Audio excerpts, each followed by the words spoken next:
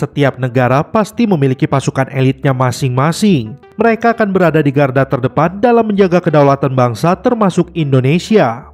Meski masih terdapat gap yang besar antara Indonesia dengan negara lain dalam hal alutsista, namun dalam hal efektivitas tempur elitnya, Indonesia merupakan negara yang patut diperhatikan bahkan ditakuti. Mengapa? Karena Indonesia memiliki banyak sekali pasukan elit yang terlatih. Berikut beberapa pasukan elit di Indonesia yang sangat ditakuti.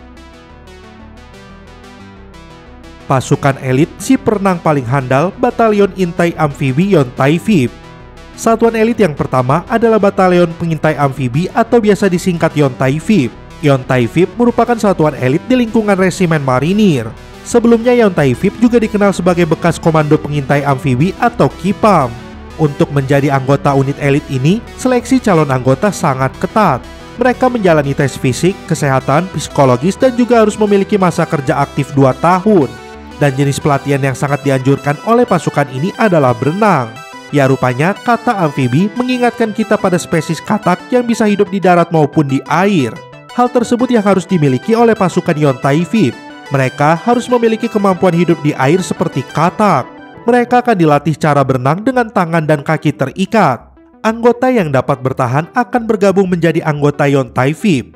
Tugas utama dari pasukan ini adalah menjaga kedaulatan NKRI di berbagai macam perairan di Indonesia.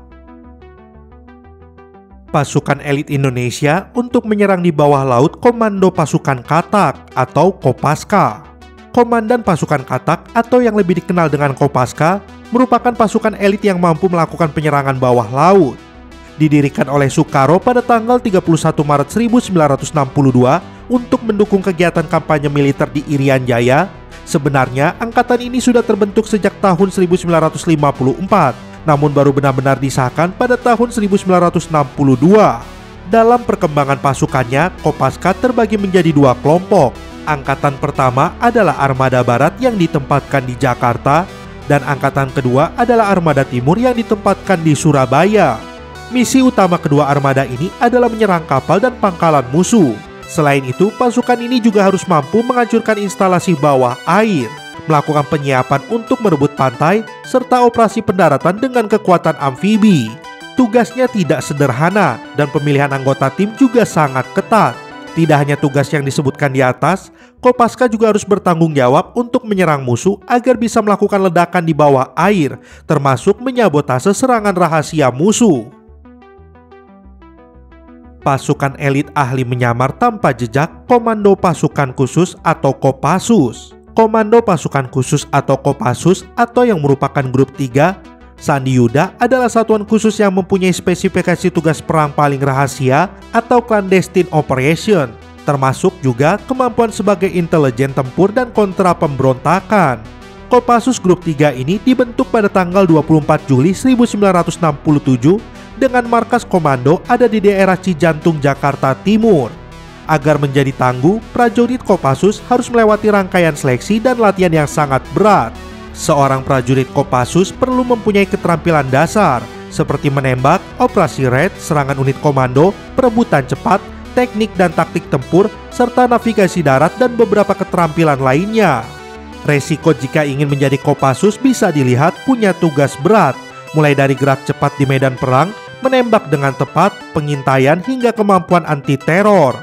Dikenal dengan pasukan baret merah, Kopassus memiliki moto berani benar berhasil. Dalam menjalankan tugasnya, Kopassus biasanya tidak melibatkan banyak personil. Mereka lebih banyak bergerak secara tersembunyi dan rapi. Hal itu berbeda dengan infanteri lain yang melibatkan banyak personil dalam operasinya. Anggota Kopassus memiliki kemampuan bertempur jarak dekat dan jauh, baik menggunakan senjata atau tanpa senjata. Mereka juga mampu bertempur dalam segala medan, baik di darat, laut maupun udara. Kemampuan intelijen dan pengintaian juga jadi kesatuan yang melekat pada setiap individu. Resiko jika ingin menjadi Kopassus wajib memiliki kemampuan fisik dan intelektual yang baik. Bahkan dari segi fisik, anggota Kopassus harus punya ketahanan yang luar biasa. Beragam pendidikan keras pun harus diterima anggota Kopassus selama berbulan-bulan. Mental dan fisik mereka digembleng agar jadi prajurit tangguh. Salah satu yang terberat dalam proses latihan adalah harus bisa berenang sejauh 2 km tanpa henti.